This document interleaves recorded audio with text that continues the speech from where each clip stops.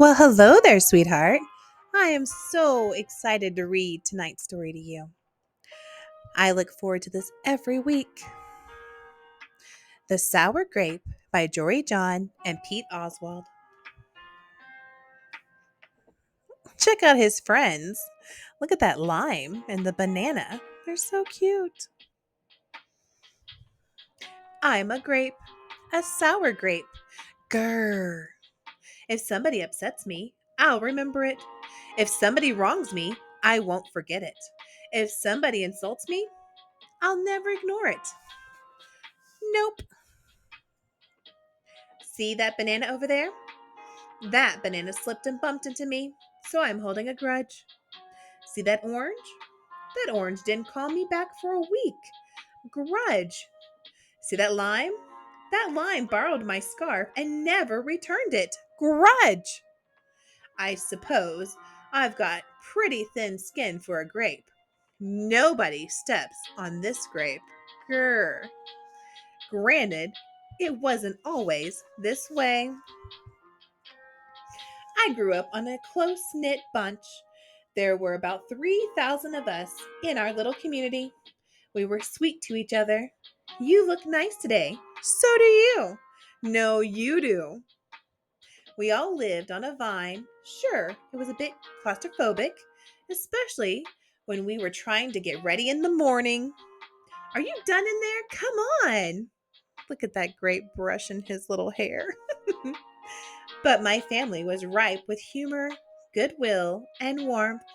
We did our best with what we had. Hey, you gonna finish that? My grandparents visit on the weekends. We stroll in the sun and they teach us what they knew. They said that it takes a bunch to raise a seed. They said that good grapes roll their own way in life.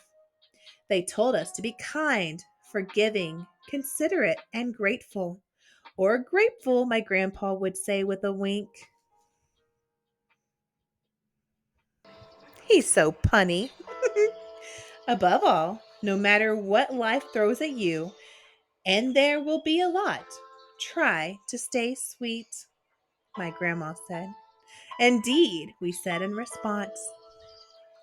For a while, I was the sweetest of the sweet. I said please. I said thank you. I brushed aside life's little annoyances. I knew how good I had it. Oops.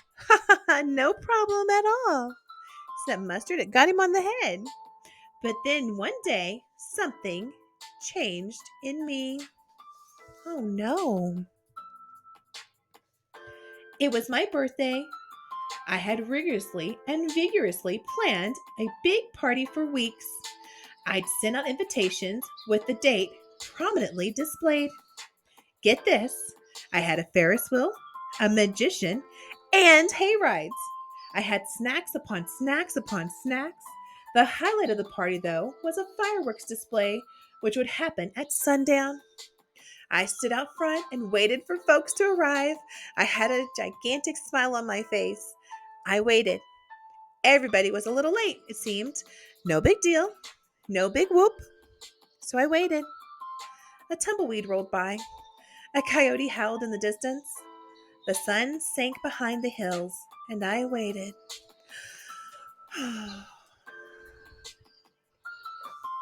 Nobody showed up. And I mean nobody. By the time the fireworks show started, with me as the sole spectator, I was scowling. I considered everybody I'd invited, and only one thought came to mind. Grudge, grudge, grudge, grudge, grudge, grudge, grudge, grudge, grudge. After that, my personality became something else entirely. I went from a sweet grape to a bitter grape to a snappy grape. Who moved my chair? Finally, I became a sour grape. Grrr! I started holding minor grudges that eventually became major grudges. Why don't you watch where you're going? I scowled so much that my face got all squishy. You know what? Don't even bother calling me back. I took my grumpiness out on others. Are you ever going to return my scarf? And that's just how it's been. Day after day, week after week, month after month, grudge after grudge. But something happened recently that changed my thinking. Look at that. Mrs. Pineapple is in the express lane with 10 items or less, but she's got a lot of things in her basket.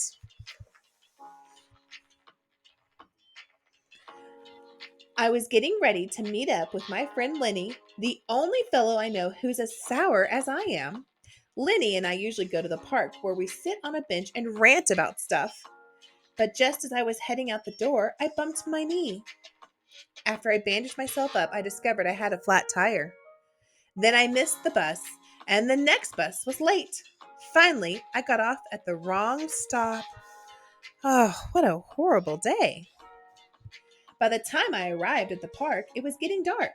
Lenny was fuming and furious with a frown and a furrowed forehead. His face looked all squishy. We agreed to meet at the exactly 4 o'clock. You are 3 hours late. Woo, look at Lenny's eyebrows. I tried to explain why I was so tardy, but Lenny wouldn't listen. He'd already made up his mind. He formed a huge grudge and he wouldn't budge. I couldn't believe it. How unfair, I thought. How ridiculous, I thought. How similar to the way I would react. Huh. He was pretty worked up. He was pacing back and forth, emitting occasional grumbles. His tone was tart, so I gave him a little space. Besides, it was nice out.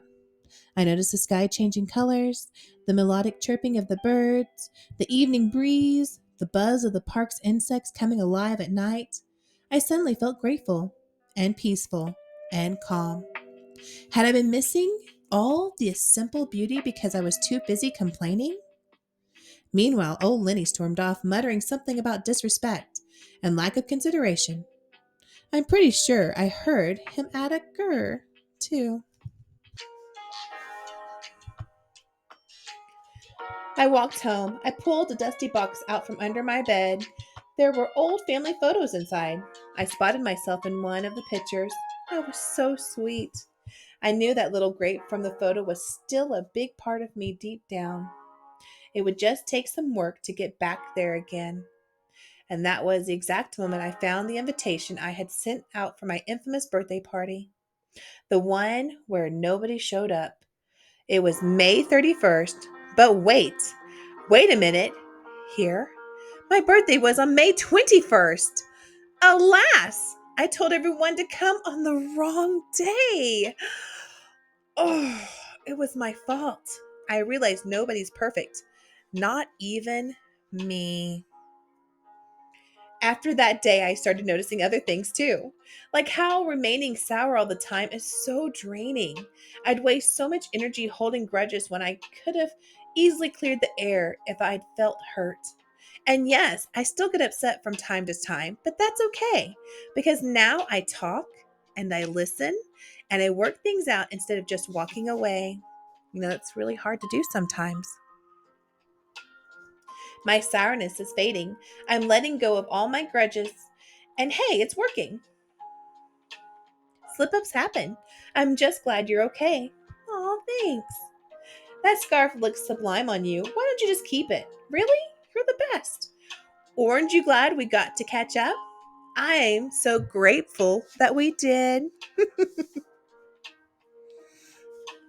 Sure, sometimes I still let out a little grr when I'm frustrated, like grr. But then I move on. My face is less squishy too. Oh, and don't worry, things are okay with Lenny again. Gosh, sorry I'm late. You must be furious. No big deal, my friend. You know what? If you look at things in the right sort of way, and if you remember to be kind, considerate, forgiving, and grateful, life really can be pretty sweet. Yes, indeed.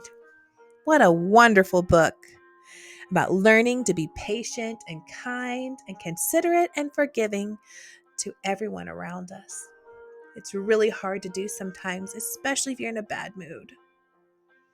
And with that, that is the end of our story for this week. I hope you enjoyed tonight's story. And if you did, don't forget to like and subscribe. I post a new book every single week, usually on Mondays around 8 o'clock. And with that, I wish you all the best. Sleep tight, good night, and always remember that Nani loves you. Good night.